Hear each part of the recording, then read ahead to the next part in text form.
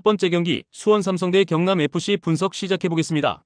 수원 삼성은 4-2-3-1 포메이션을 중심으로 일류첸코의 제공권과 세라핌의 전방 연기를 통해 공격 전개를 시도하는 팀이며, 파울리뇨는 중원에서 넓은 시야와 전환 패스로 공격의 템포를 조율하고 있지만 최지묵의 이탈로 인해 수비 라인의 중심이 다소 흔들리는 모습이며, 수비 전환 속도는 빠르지만 측면 압박에 약점을 보이며 라인 간격 유지가 무너질 경우 실점 가능성이 높아진다. 홈 경기에서도 흐름을 잡지 못하는 경우가 잦으며 전방 압박에 고립되는 전개가 반복되고 있고, 경남은 4-1-4-1 포메이션을 바탕으로 폰세카를 축으로 한 이선 침투와 좌우 전환이 활발한 팀이며, 설현진은 왕성한 활동량과 템포 조율 능력으로 경기의 흐름을 안정시키며 도동현은 이선에서 날카로운 침투로 상대 수비를 위협하고 있고, 폰세카를 제외한 다른 용병 자원들의 출전 여부가 변수이긴 하나 최근에는 측면과 중앙의 전개 균형이 잘 맞아 떨어지며 공격 전개가 다양해졌고, 수비 밸런스 역시 후반으로 갈수록 안정세를 보이고 있어 경기 후반 집중력도 우수한 편이다. 수원 삼성은 전방 자원은 무게감이 있으나 중원과 수비 간의 연결 구조에서 불안 요소가 반복되고 있으며 실점 억제력이 떨어지고 있고, 경남은 다른 용병 자원들의 출전 여부와 관계없이 폰세카와 설현진을 축으로 안정된 경기 운영이 가능하고 다양한 전개 루트를 통해 수원 수비를 흔들 수 있는 가능성이 높고, 전체적인 흐름에서 경남이 경기 주도권을 잡고 승리로 연결할 수 있는 전력 구조다. 두 번째 경기 김포FC 대 부천FC 분석 시작해보겠습니다. 김포FC는 3-4-3 포메이션을 중심으로 플라나와 루이스의 빠른 측면 전개를 통해 상대 수비 라인을 흔드는 전술을 활용한다. 조성주는 전방 압박과 이선 연계에 강점을 보이며 후방 빌드업 시에는 루이스의 전진 패스가 연결축 역할을 한다. 다만 수비 라인의 밸런스가 무너지는 장면이 종종 나오며 강한 압박을 받을 경우 탈압박 루트가 부족해 템포가 끊기는 문제가 반복되고 있고, 최근에는 점유율보다는 역습 효율에 초점을 맞추는 운영을 자주 선택하고 있다. 부천FC는 동일한 3-4-3 포메이션이지만 몬타뇨와 갈레고를 활용한 템포 조절과 전방 압박 능력에서 훨씬 더 완성도 높은 축구를 보여주고 있고, 한재호는 중원에서 수비 가담과 탈압박 모두에 능하며 빌드업 시에는 정확한 방향 전환으로 전개 속도를 끌어올리는 역할을 수행한다. 특히 라인 간격을 촘촘히 유지하는 수비 전환 능력이 탁월하며 상대의 실수를 유도하는 전방 압박이 자주 성공하고 있고, 원정 경기에서도 전술 수행력이 크게 흔들리지 않는 안정적인 구조를 갖추고 있다. 김포FC는 루이스와 플라나의 빠른 전개로 찬스를 만들 수 있지만 수비 밸런스와 빌드업 안정성에서 반복적인 문제를 드러내고 있고, 부천은 몬타뇨와 갈레고의 연계, 한재호의 중원 커버 능력을 바탕으로 경기 전반을 주도할 수 있는 전술적 여유를 갖추고 있고, 전체적인 흐름과 구성상 부천이 안정적인 경기력으로 승리를 가져갈 가능성이 높다. 세 번째 경기 FC 안양 대 강원FC 분석 시작해보겠습니다. FC 안양은 리그 11위에 머물러 있으며 수비 위주의 운영을 기반으로 실점을 최소화하는 데 초점을 맞춘 팀이며, 하지만 이번 경기에서는 주전 골키퍼 김다솔이 퇴장 징계로 결장하게 되며 수비 안정성에 큰 타격이 불가피하고, 모다와 마테우스를 중심으로 한 역습은 빠른 전환을 기대할 수 있으나 전방 압박과 탈압박 구간에서 실수가 잦고, 특히 빌드업 과정에서의 불안과 라인 간격 붕괴는 후방 불안정성을 가중시키고 있으며 세트피스 수비에서도 약점을 노출하고 있고, 전체적인 경기 운영이 수동적인 구조이며 선제 실점을 허용할 경우 쉽게 무너지는 패턴이 반복되고 있다.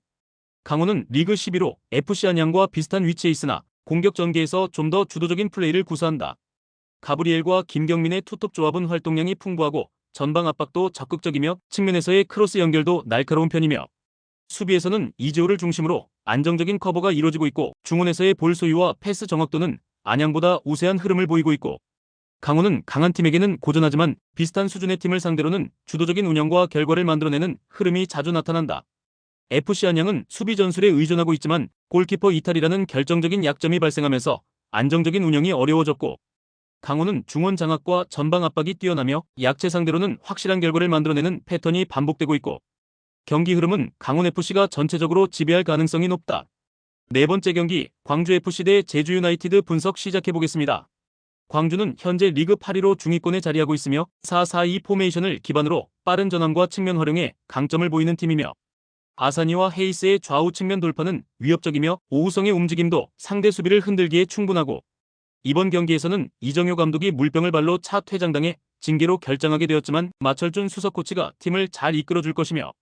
광주는 홈 경기에서 강한 압박과 체력전에서 밀리지 않는 전개를 보여주고 있으며 후반에도 조직력 흐름이 크게 무너지지 않는 특징이 있고, 전방 압박을 주도하며 중원 점유율을 유지하는 운영이 이어질 전망이다. 제주는 리그 9위로 광주와 비슷한 순위에 있지만 경기력 면에서는 아직 조직적인 완성도가 떨어지는 모습을 보이고 있고, 유리 조나탄이 공격의 중심을 맡고 있고 남태희의 플레이메이킹은 위협적이나 체력 유지와 수비 기여도가 낮은 편이며